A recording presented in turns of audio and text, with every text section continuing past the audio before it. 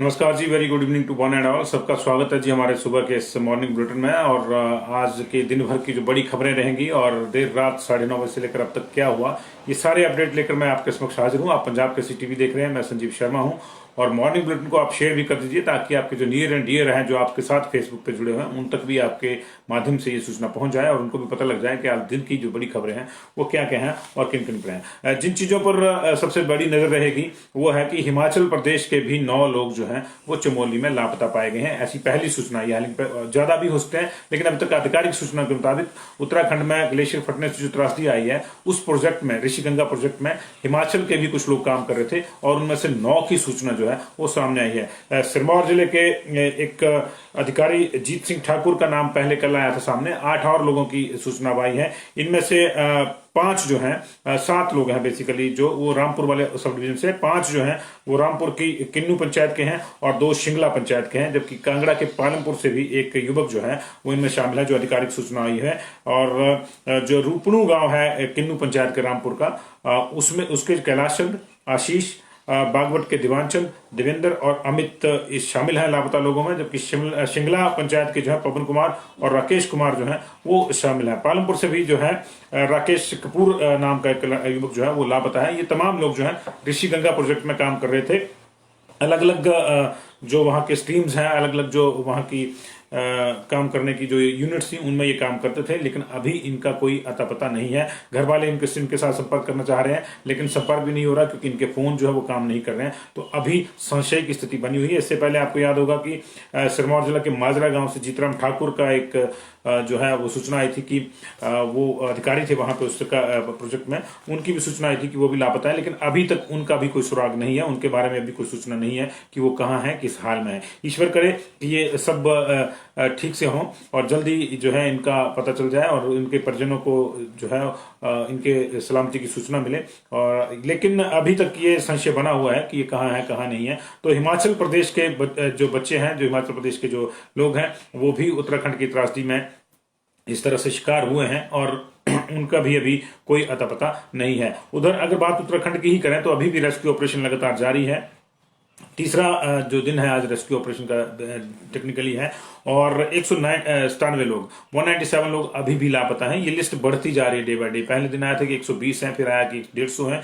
अभी जो है 40 घंटे का ऑपरेशन अभियान चला के जो है अभी तक जो है ये बताया गया है कि 197 लोग लापता है। 38 लोगों को बचाने की कोशिशें जो है पिछले 40 घंटे से जारी हैं। ये सुरंग में बचे हुए हैं, फंसे हुए हैं और 26 शव जो है अब तक निकाले जा चुके हैं। ये उत्तराखंड के जो पुलिस महानिदेशक अशोक कुमार हैं, उनके हवाले से ये सूचना आई है। तो अभी तक सिर्फ 26 शव जो है वो बरामद हुए हैं। बाकी लोगों को अभी लापता की लिस्ट में रखा गया है, लेकिन बहुत ज्यादा नुकसान हुआ है। और 197 लोग जो 197 लोग जो लापता हैं, उनमें से अब उम्मीदें जो हैं वो धराशायी होती जा रही हैं उनके बचने के स्कोप्स की, क्योंकि जो अभी टनल में फंसे, जिनका मामला है, इनके मामले में पता है कि अभी भी जो लोग हैं टनल में फंसे, और कुछ लोगों को निकाला गया टनल में से, जो ऋषिगंगा प्रोजेक्ट की टनल है, लेकिन अभी भी 38 लोग ऐसे हैं जिनको बचाने की कोशिशें पिछले 40 घंटे से लगी हुई हैं लगातार। लेकिन टनल में इतना ज्यादा मलबा आ गया है कि उसको साफ करने में भी बहुत दिक्कतें पेश आ रही हैं। एक तो आसपास का सारा जो टनल के जो कनेक्टिविटी है वो खत्म हो गई है भारी बाढ़ से, और ऐसी स्थिति में जो NDRF, आर्मी, ITBP, SDRF की टीमें हैं, उनको लगातार वहां पे दिक्कतें आ रही हैं राहत कार्य में। लेकिन वो दिन रात एक किए हुए हैं। उम्मीद की जानी चाहिए कि अधिकांश लोग जो हैं वो जिंदा निकाल लिए जाएंगे, लेकिन जैसे जैसे समय बीतता जाता है, इस तरह के मामलों में जीवन की जो उम्मीदें हैं वो धुंधलाती जाती हैं। ईश्वर करे सब ठीक हो, हिमाचल प्रदेश के जो लोग हैं उनका भी पता लग जाए, वो भी सब ठीक हो, और उनके परिजनों को भी जो है उनको उनकी सलामती की जल्दी खबर मिले। तो 9 लोग अब तक रिपोर्ट हुए हैं हिमाचल प्रदेश के। 8 जो है वो शिमला जिले के रामपुर उपमंडल से हैं, 7 रामपुर उपमंडल से, 1 पालमपुर से है और 1 जो है सिरमौर के माजरा के जीतराम ठाकुर का कल ही पता चल गया था कि वो जो है अपने वर्क साइट से गायब है। लेकिन ये 8 लोग नए अब जो है, इनमें पवन कुमार, राकेश, देवेंद्र, आशीष, दीवानचंद, अमित, कैलाश चंद और राकेश कपूर पालमपुर के हैं। बाकी सारे लोग जो है रामपुर उपमंडल के हैं। रूपणू गांव से हैं कैलाश, आशीष जो है बगावट से हैं, दीवान चंद, देवेंद्र और अमित ये भी बगावट से हैं, जबकि शिंगला से जो है पवन कुमार और राकेश कुमार जो है ये अभी गायब हैं। ये लोग वहां ऋषिगंगा प्रोजेक्ट में काम कर रहे थे। बेसिकली ये एक जैसी सिमिलैरिटी है, रामपुर वाले एरिया में भी हाइडल प्रोजेक्ट्स में लोग काम कर रहे थे, तो जाहिर है कि जब वहां प्रोजेक्ट लगा तो अच्छे पैसे की उम्मीद में लोग 4 पैसे ज्यादा मिलेंगे, वहां प्रोजेक्ट में काम करने गए और ये अभी जो है हादसे की चपेट में वहां आ गए हैं। क्या स्थिति इनकी है क्या नहीं है ये देखना होगा, लेकिन तमाम कोशिशें की जा रही हैं। हिमाचल प्रदेश के प्रशासन ने भी उत्तराखंड के शासन से बात करी है वहां पे, और हिमाचल के लोगों का भी जो है प्रायोरिटी के आधार पर पता लगाने के लिए कहा गया है, लेकिन वहां अभी भी राहत कार्यों में दिक्कतें आ रही है, जैसे कि मैंने आपको बताया। उम्मीद की जानी चाहिए कि आज शाम तक अधिकांश लोगों को जो है वो बचा लिया जाएगा। 26 शव मैंने आपको बताया कि अब तक निकाले जा चुके हैं, 38 लोगों की जान बचाई जा चुकी है, 38 लोग जिंदा भी निकाले जा चुके हैं मलबे में से और टनल में से। 197 जो है अभी लापता हैं और बहुत से घर, बहुत सी संपत्ति बह गई है, उसका तो अभी कोई आकलन ही नहीं हुआ है कि कितने हजार करोड़ का नुकसान हुआ है। ये जो ग्लेशियर का टूटना था इस तरह से बड़ी त्रासदी बन के आया। उधर अब हिमाचल प्रदेश ने इस त्रासदी से सबक लेते हुए एक कल मुख्यमंत्री ने घोषणा करी है कि हिमाचल प्रदेश में अब जो भी बिजली के प्रोजेक्ट बनेंगे उनमें जो है ग्लेशियर स्टडी जो है इंपॉर्टेंट होगी। आसपास के जो ग्लेशियर हैं उनकी स्टडी के बिना जो है उन प्रोजेक्ट्स को जो है हरी झंडी नहीं दी जाएगी और तमाम ग्लेशियर स्टडी की जाएगी, उसके बाद ही बजट प्रोजेक्ट्स को ओके किया जाएगा। अन्यथा अगर ये थ्रेट होगा ग्लेशियर्स के लिए तो किसी भी बिजली प्रोजेक्ट को मंजूरी में भविष्य में नहीं दी जाएगी। ये हालांकि एक अपहिल टास्क है, बहुत कठिन काम है, टेढ़ी खीर है और इसको देखना होगा। अगर ईमानदारी से होता है तो निश्चित तौर से हमारी इकोलॉजी भी बची रहेगी और हमारे जो प्राकृतिक संसाधन है उनका भी सही ढंग से दोहन होगा और आर्थिकी भी हमारी मजबूत होगी। लेकिन कितनी नीयत इसके लिए चाहिए ये आप सब जानते हैं। नीतियों से कुछ नहीं बनता, नीयत बहुत ज्यादा जरूरी है। नीयत की और नीतियों की अगर बात करें तो एक नई नीति के तहत जो है हिमाचल प्रदेश में अब गैर योजना और योजना बजट दोनों को मर्ज कर दिया गया। ऐसा पहली बार हुआ है कि हिमाचल प्रदेश में प्लान और नॉन प्लान के बजट को मर्ज कर दिया गया है। और इसकी जानकारी देते हुए मुख्यमंत्री जयराम ठाकुर ने कहा कि अब वित्त वर्ष 21-22 के लिए जो है 9,405 करोड़ का जो आउटले बजट है वो प्रस्तावित किया गया है। इस वर्ष में पहली बार 7900 करोड़ रुपए का योजनाकार प्लान था और प्लान और नॉन प्लान का भेद ही अब खत्म कर दिया गया है। इसे जो है आउटले का नाम दिया गया है और इस बार का आउटले पिछले योजनाकार से 1505 करोड़ रुपए का ज्यादा है। इसमें 19% की बढ़ोतरी की गई है। नाबार्ड के तहत विधायक प्राथमिकताओं के लिए वर्ष 2020-21 में 926 करोड़ रुपए की 251 परियोजनाएं स्वीकृत की गई हैं और 565 करोड़ के सड़कों और पुलों और 360 करोड़ रुपए की लघु सिंचाई परियोजना को जो है मंजूर किया गया है। ये जो तमाम आंकड़े आए इसके पीछे वजह ये थी कि कल जो 2 दिन से पिछले कल भी बैठक हुई थी विधायक प्राथमिकताओं की और आज भी हो रही है। तो पिछले कल जो बैठक हुई उसमें पहले दिन जो पहला सेशन था उसमें चंबा, सिरमौर और ऊना के जो विधायक थे उन्होंने आना था और शाम के सेशन में मंडी, कुल्लू और बिलासपुर के विधायक ने आना था। तो ऊना जो है नेता प्रतिपक्ष का भी जिला है तो नेता प्रतिपक्ष इसमें मौजूद थे और उन्होंने वहां पे एक चिकोटी काटी सरकार को और उन्होंने कहा कि सरकार जो है फेल हो गई है, विकास के काम ठप हो गए हैं और योजनाएं जो है वो स्वीकृत नहीं हो रही है। खासतौर से उन्होंने नाबार्ड की योजनाओं का भी हवाला दिया। उन्होंने कहा कि एक भी योजना जो है विपक्ष के विधायकों की खासतौर पर जो है वो नाबार्ड में अप्रूव नहीं हुई है। बहुत सी योजनाएं पेंडिंग है या पेंडिंग की जा रही है। अधिकारी डीपीआर नहीं बनाते हैं और सरकार उन अधिकारियों को पूछती भी नहीं है कि ऐसा क्यों हो रहा है। और इस स्थिति में जो है पूरे के पूरे विधायक जो है वो परेशान है, खासतौर से विपक्ष के, क्योंकि उनके विकास के कामों को प्राथमिकता के आधार पर नहीं लिया जा रहा है। वो प्राथमिकताएं देते हैं लेकिन वो कहां चली जाती हैं, कहां नहीं चली जाती, उनकी डीपीआर नहीं बनती और जानबूझकर ऐसा किया जा रहा है। ये उन्होंने आरोप लगाया था सरकार के ऊपर। हालांकि आरोप को जो है रिफ्यूट किया था गवर्नमेंट ने। मुख्यमंत्री ने कहा था कि ऐसा कुछ नहीं है, हम लोग समान विकास सब चाहते हैं, लेकिन मुकेश अग्निहोत्री ने दृढ़ता से कहा कि ये असंतुलित विकास किया जा रहा है और ये हिमाचल प्रदेश के लिए किसी भी लिहाज से बेहतर नहीं है। उसका असर यह हुआ कि शाम होते होते मुख्यमंत्री ने ना सिर्फ ये आंकड़े गिनाए, उन्होंने 3 साल की भी जो है एक पूरा डाटा रखा मीडिया के सामने कि 3 साल में हिमाचल प्रदेश में जो है उनकी सरकार ने कितना काम किया और पूर्व की जो सरकार थी उन्होंने अपने पहले 3 साल में कितना काम किया था। उन्होंने योजनाओं का हवाला दिया कि हमने उनसे 200 कुछ योजनाएं जो है 200 से अधिक योजनाएं जो है वो प्रस्तावित करवाई है बजट में। उन्होंने ये जरूर माना मुख्यमंत्री ने कि 600 के आसपास परियोजनाएं जो है वो अटकी हैं। उनका कोई क्लियरेंस का मामला है, कोई सुप्रीम कोर्ट में अटकी है, कोई एनजीटी के चक्कर में है, कोई फॉरेस्ट क्लियरेंस को लिए जो केंद्र में भेज गई है, लेकिन वो भी जैसे ही क्लियर हो जाएंगी उसके लिए हम प्रयास कर रहे हैं तो फिर विकास की जो रफ्तार है और बढ़ जाएगी। लेकिन फिलहाल रफ्तार जो थी कल वो बयानबाजियों की थी और बयानबाजियों का जो है सबने ही जो है संज्ञान लिया है। तो अब देखना होगा कि आगे आज क्या रहता है, क्योंकि आज मोर्चा कौन संभालता है विपक्ष से, ये भी एक बड़ी बात होगी। आज जो है, आज फिर से 6 जिलों के लोगों के, जो 6 जिलों के जो एमएलए हैं उनकी बैठक है।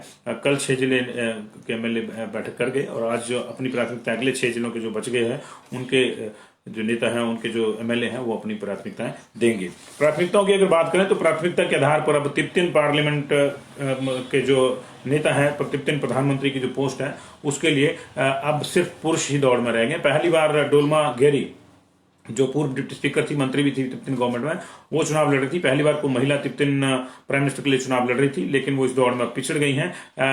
तिब्बतिन प्राइम मिनिस्टर के चुनाव का जो एक प्रक्रिया है उसके मुताबिक 2 दौर होते हैं। पहले दौर में अगर कोई 50% से ज्यादा वोट ले जाए तो फिर दूसरा दौर नहीं होता, उसको विजेता घोषित कर दिया जाता है। लेकिन अगर 50% वोट किसी कैंडिडेट को नहीं मिले तो फिर अगले दौर के लिए छंटनी होती है और छंटनी में सिर्फ जो 2 लोग होते हैं उनको भेजा जाता है आगे, और अगले दौर की फिर से वोटिंग जब होती है तो उसमें फिर जिसको ज्यादा वोट मिलते हैं उसको पीएम बनाया जाता है। और पार्लियामेंट में जो दूसरे सदस्य हैं उनके लिए भी यही प्रक्रिया है। तो 45 सांसदों और प्राइम मिनिस्टर के लिए जो है 3 जनवरी को वोटिंग हुई थी तमाम देशों में, 26 से अधिक देशों में जहां जहां तिब्बतिन वोटर मौजूद हैं। 80,000 के आसपास लोगों ने वोट किया था। और अब जो है इसके जो नतीजे आए हैं फर्स्ट चरण के, उसमें पेम्पा सेरिंग सबसे आगे हैं जी। पेम्पा सेरिंग और कार्लजंग दोरजे के बीच में मुकाबला है। और 13,363 मत लेकर जो है डोल्मा गैरी बाहर हो गई हैं, वो 30 नंबर पर रही है। पेम्पा सेरिंग के पास इस समय 24,488 मत हैं, उनकी बढ़त है, और 10,000 की बढ़त है कम से कम। 14,544 मत लेकर जो है केल्जंग दोरजे दूसरे स्थान पर है। और ऐसी स्थिति में अब इन दोनों को अगले राउंड के लिए जाना है। अगला राउंड 11 अप्रैल को होगा और उसमें 90 और उम्मीदवार भी, क्योंकि 45 सीटें कशाक की हैं जिसको संसद का तिब्बत की संसद कहते हैं, तो उन 45 सीटों के लिए भी 2-2 लोग जाएंगे पर सीट। तो 90 लोग जो हैं वो पार्लियामेंट के सदस्य के लिए जाएंगे, और ये 2 लोग जो हैं पेम्पा सेरिंग और कार्लजंग दोरजे, ये 3 जनवरी को हुए प्रथम चरण के मतदान के आधार पर जो है सेकंड राउंड में ले जाएंगे। सेकंड राउंड 11 अप्रैल को होगा, जिसके नतीजे 14 मई को आएंगे। ये जो है तय हो जाएगा कि इन 2 में से कौन होगा। पेम्पा सेरिंग 10,000 मतों की बढ़त लिए हुए हैं, इसलिए उनका दावा ज्यादा मजबूत माना जा रहा है, लेकिन दूसरे दौर में कुछ भी हो सकता है। अभी दूसरे दौर के लिए समय है, देखना होगा क्या होता है क्या नहीं होता है। तो ये जो है बड़ी खबरें हिमाचल प्रदेश की थी। और अब आपकी जानकारी के लिए बता दें कि एक बड़ी खबर जो है ये भी है कि लगातार हेली टैक्सी सेवा को सुदृढ़ किया जा रहा है टूरिज्म के पॉइंट ऑफ व्यू से। और शिमला धर्मशाला के बीच में हेली टैक्सी चलती है, चंडीगढ़ धर्मशाला, चंडीगढ़ शिमला के बीच में हेली टैक्सी चलती है। अब कल से गगल और हिसार के बीच में भी हेली टैक्सी शुरू कर दी है। इसका कई लोगों को जो कुरुक्षेत्र जाना चाहते हैं या पेहोवा इत्यादि जाना चाहते हैं या हरियाणा के दूसरे इलाकों में जाना चाहते हैं, उनको सीधा लाभ होगा।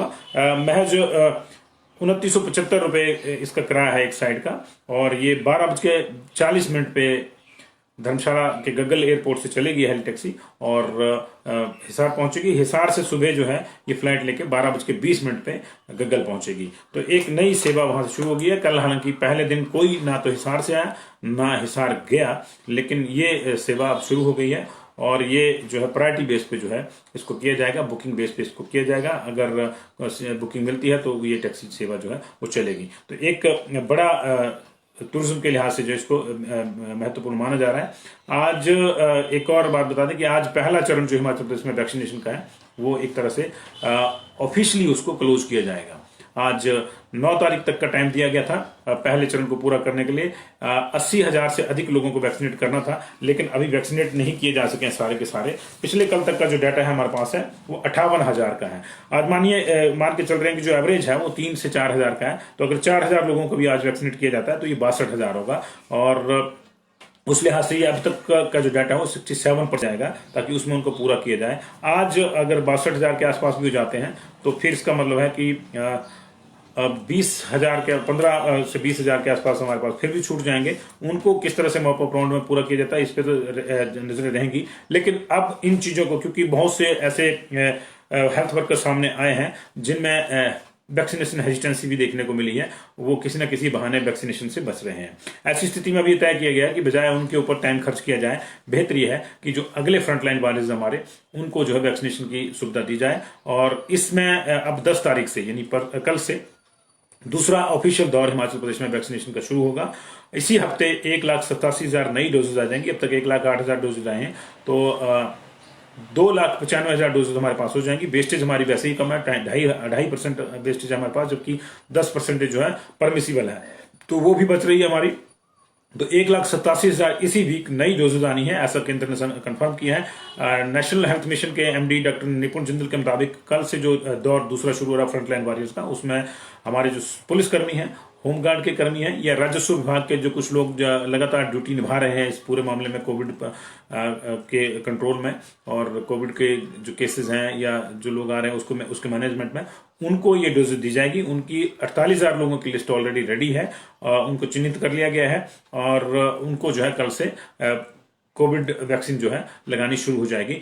1 मार्च से तीसरा चरण शुरू होगा, जिसके लिए फिर से 80,000 लोग नॉमिनेट किए गए हैं। ये 80,000 लोग जो हैं वो बुजुर्ग हैं, 50 साल से ऊपर के लोग हैं और ऐसे लोग हैं जिनको गंभीर बीमारियां हैं, मधुमेह, हार्ट या दूसरी जो कोमॉर्बिडिटीज हैं, जिन पर कोरोना का अटैक ज्यादा घातक हो जाता है। तीसरे चरण में उनको लिया जाएगा। गर्भवती महिलाओं के लेकर अभी कोई फैसला नहीं हुआ है, क्योंकि गर्भवती महिलाओं में को वैक्सीन लगाई जाए या नहीं लगाई जाए, इसको लेकर जो है बहुत सी अभी जो है भ्रांतियां अभी चली हुई हैं। इसी बीच एक जो बड़ी खबर आई है वो ये आई है कि ऑक्सफोर्ड एस्ट्राजेनेका, जिसका टीका हमारे यहां भी लगता है, उसका स्ट्रेन आया है, उसमें जो है वो ऑक्सफोर्ड एस्ट्राजेनेका का टीका जो हमारे यहाँ भी वही लग रहा है, कोविशील्ड के नाम से, हिमाचल प्रदेश में। हमारे यहाँ भी इंडिया में कोविशील्ड और कोवैक्सीन 2 लग रही है। हिंदुस्तान बायोटेक का जो है, इंडिया बायोटेक का जो है वो कोवैक्सीन है, और सीरम इंस्टीट्यूट ऑफ इंडिया का जो एस्ट्राजेनेका का ऑक्सफोर्ड के साथ मिलकर बनाया गया है वो कोविशील्ड लग रहा है। तो उसको लेकर अभी उन्होंने वहां पे बैन लगा दिया है। लेकिन हिमाचल प्रदेश की बात करें तो अब तक हिमाचल प्रदेश में, भारत में जो है 57 लाख लोगों को अब तक ये टीका लग चुका है। टारगेट हालांकि 3 करोड़ का था, तो अभी उस लिहाज से तो टारगेट अचीव नहीं हुआ है। लेकिन ओवरऑल भी अगर बात करें तो 57 लाख टीका जो है जिस टाइम में लगा है, 16 तारीख को जनवरी को शुरू हुआ था, उसके लिहाज से दुनिया में सबसे तेज टीकाकरण अभियान ये चल रहा है और ये अपने आप में एक उपलब्धि है। टारगेट हमने शायद हो सकता बड़ा भी रख लिया हो, क्योंकि हमारा राष्ट्र बड़ा है, लेकिन टारगेट अचीव करने की ओर को जो मेहनत है उसको नजरअंदाज नहीं किया जा सकता। मेहनत की अगर बात करें तो आज चेन्नई टेस्ट का आखिरी दिन है। मेहनत टीम इंडिया को भी करनी पड़ेगी। उसके पास एक सुनहरा मौका है, 381 रन उसको बनाना है, 9 विकेट उसके हाथ में है और 90 ओवर है। 90 ओवर में जो है उसको 381 रन बनाने हैं और ये लगभग 4 की औसत से रन बनाने होंगे। कोई टफ भी नहीं है लेकिन इतना आसान भी नहीं है, लेकिन आसान टारगेट अगर हो तो फिर तो कोई भी जीत जाता है। तो इसलिए अब टीम इंडिया के पास ये साबित करने का मौका है कि ऑस्ट्रेलिया में उसकी जो जीत थी उसके बाद जो है टीम इंडिया के हौसले बुलंद है। हालांकि पहली पारी में इंग्लैंड ने जिस तरह से प्रदर्शन किया था वो काबिल तारीफ था, 578 रन बनाए, जो रूट ने उसमें दोहरा शतक जड़ा, लेकिन दूसरी पारी में इंग्लैंड की टीम लड़खड़ा गई। चेन्नई की पिच ने अपना मिजाज बदला आलतन और 178 रन पे भारतीय गेंदबाजों ने उसको समेट दिया। दूसरी पारी में इंडिया का भी पहला विकेट गिर चुका है और अब आज का जो खेल शुरू होगा वो 1 विकेट पर 39 रन से आगे शुरू होगा और 420 का टोटल टारगेट है। 381 रन आज बनाने होंगे और ये दिलचस्प हो जाएगा आज मामला। हालांकि ऐसा इंडिया हारेगा ऐसी कोई जो उम्मीद है वो नहीं है, ऐसी कोई आशंका भी नहीं है, लेकिन कुछ भी हो सकता है। जिस तरह से कल बिहेव किया पिच ने, तो आज रोमांचक मैच हो सकता है। क्योंकि आपकी जानकारी के लिए बता दें कि पहले 3 दिन में चेन्नई की पिच पर सिर्फ 16 विकेट गिरे। पहले 3 दिन में सिर्फ 16 विकेट गिरे और चौथे दिन 15 विकेट गिरे। उसमें से 10 इंग्लैंड की पूरी पारी के थे और 4 हमारी पहली पारी के और 1 हमारी दूसरी पारी का था। तो 15 विकेट चौथे दिन गिर गए। अब 5वें दिन क्या होता है ये देखना होगा, क्योंकि अभी तो 9 ही विकेट बचे हैं 5वें दिन के लिए। तो कुछ भी हो सकता है, भारत जीत भी सकता है। भारत अगर इंग्लैंड ने अच्छी गेंदबाजी करी तो भारत हार भी सकता है, या फिर ये ड्रॉ की ओर को तो मैच जा ही रहा है। हमारा ये मानना है कि मैच को ड्रॉ नहीं होना चाहिए, उसका नतीजा निकलना चाहिए, चाहे किसी भी पक्ष में निकले। जो अच्छा खेलेगा उसके पक्ष में निकलेगा। इस मैच की एक और हाईलाइट, जहां जो रूट की काफी चर्चा हुई कि उन्होंने अपने 100वें शतक में दोहरा शतक मारा, वो दुनिया के पहले ऐसे बल्लेबाज हैं। 100वें शतक में जब उन्होंने शतक पूरा किया, 100वें टेस्ट में जब उन्होंने अपना शतक पूरा किया था, तो वो इंग्लैंड के तीसरे और ओवरऑल 9th बल्लेबाज इस तरह थे। तो कुक की काफी तारीफ, माफ कीजिए, जो रूट की जो है काफी तारीफें हुई, लेकिन एक तारीफ और बनती है, वो बनती है ईशांत शर्मा की। ईशांत शर्मा हमारे तीसरे ऐसे गेंदबाज हैं, तेज गेंदबाज तेज गेंदबाज, जिन्होंने 300 विकेट पूरे कर लिए हैं। इससे पहले 311 विकेट लेकर जहीर खान और 434 पे हमारे कपिल पाजी, जिनका कोई जवाब नहीं है अभी तक, वो जो है वो टॉप पे हैं। ये लेकिन ये तेज गेंदबाजों की मीडियम पेसर या पेसर की ये लिस्ट है। अगर ओवरऑल लिस्ट की बात देखें तो अनिल कुंबले 619 विकेटों के साथ जो है सर्वश्रेष्ठ प्रदर्शन है उनका। 132 मैचों में उन्होंने 619 विकेट लिए हैं। कपिल देव ने 131 मैचों में जो है 434 विकेट लिए हैं और उन्होंने 83 रन देकर एक मैच में जो है 9 विकेट लिए थे। कुंबले ने 74 रन देकर 10 विकेट भी लिए एक मैच में। हरभजन 417 विकेट लेकर तीसरे नंबर पे, उन्होंने भी 84 रन देकर 8 विकेट लिए हैं। 103 टेस्ट मैच उन्होंने खेले। अश्विन अभी भी खेल रहे हैं, 75 टेस्ट अब तक खेल चुके हैं और 386 विकेट वो ले चुके हैं। 59% उनका जो है सर्वश्रेष्ठ प्रदर्शन है। जहीर खान ने 92 टेस्ट खेले हैं, जिसमें 311 विकेट लिए हैं, तो इस लिहाज से जहीर खान का प्रदर्शन अच्छा है, लेकिन अभी जहीर खान टीम से दूर है। और इशांत शर्मा ने 98 टेस्ट लिए जी, 300 पूरा करने के लिए, अपने 300 शिकार पूरा करने के लिए 74 पे 7 उनका बेस्ट परफॉर्मेंस है। तो अभी जंग जारी है, खासतौर से इशांत शर्मा की पारी जारी है और अश्विन की। देखना होगा कि कहां ये रुकते हैं। हमारी शुभकामनाएं आज के लिए भी टीम इंडिया को शुभकामनाएं, इंग्लैंड को भी शुभकामनाएं। जो अच्छा खेलेगा वही जीतेगा और अच्छा खेलेगा वही जीतेगा। इससे एक चीज और याद आएगी कि कल भी एक संसद में अपील हुई थी इसी तरह की, कहा गया था कि मिल बैठकर समस्याओं का हल करते हैं। प्रधानमंत्री ने ये पहल करी थी। उस पहल का सकारात्मक जवाब ये आया है कि किसान नेताओं ने कहा कि हमें आप दिन बताइए, हम बातचीत के लिए तैयार हैं, हमें समय बताइए, हम बातचीत के लिए तैयार हैं। तो प्रधानमंत्री की ये दूसरी अपील है एक हफ्ते के भीतर। पहली अपील में उन्होंने ये कहा था कि मेरे और किसानों के बीच में सिर्फ एक फोन कॉल का फासला है। हालांकि किसान बाद में ये पूछते रहेंगे कि वो फोन कॉल कौन से नंबर पे करनी है, वो फोन नंबर क्या है, लेकिन कल फिर से उन्होंने कहा कि फिर से बैठते हैं। तो अब किसानों ने 2 चीजें करी। एक तो उन्होंने कहा कि बैठक अब सिर्फ प्रधानमंत्री के साथ होगी, मंत्रियों के साथ नहीं होगी, ऐसा उन्होंने बयान दिया था। और दूसरा उन्होंने कहा था कि हल तो हम भी चाहते हैं और हमें ये बता दी जाए कि कहाँ आना है, कब आना है, हम आएंगे। उम्मीद करते हैं कि 75 दिन इस आंदोलन को हो गए, ये एक सकारात्मक ढंग से निपटेगा। बहुत सी चीजें पूरी दुनिया की निगाह में है। कई चीजें इस आंदोलन को लेकर हो रही हैं, जिसको लेकर केंद्र सरकार भी परेशान है और सतर्क भी है। आप भी उसको लेकर जो है कहीं ना कहीं गाहे बगाहे सोशल मीडिया पर टिप्पणियों का हिस्सा बने होंगे, लेकिन वास्तविकता यही है कि किसानों को अगर कोई चिंता है तो किसानों का आंदोलन ओवरऑल हमने देखा कि किसानों का आंदोलन जो है वो सही चल रहा है। लेकिन बीच में 26 तारीख को जो है वो जो गड़बड़ हुई, उसके बाद से ये मामला थोड़ा सा नया ट्विस्ट ले गया। अभी क्या आने वाले समय में रहता है, क्या नहीं रहता है, ये देखना होगा, क्योंकि एक और ट्रैक्टर रैली की जो है किसान तैयारियां कर रहे हैं। किसानों ने यह भी आह्वान किया है कि दिल्ली का सब्जी, दूध और बाकी जो राशन है वो बंद किया जाएगा। दिल्ली की घेराबंदी इस तरह से की जाएगी कि उसकी रसद बंद करने की बात की जाएगी। कभी चीजें होती है, कम नहीं होती है। हम उम्मीद करते हैं कि इस तरह की स्थितियां ना ही आए और ये मामला जो है आसानी से सुलझ जाए। अभी इतना ही। दिन भर मुलाकात होती रहेगी। शाम को 7 बजे फिर आएंगे, 9:30 बजे रात के प्राइम टाइम लेकर फिर से आएंगे। आप देखते रहिए पंजाब केसरी टीवी।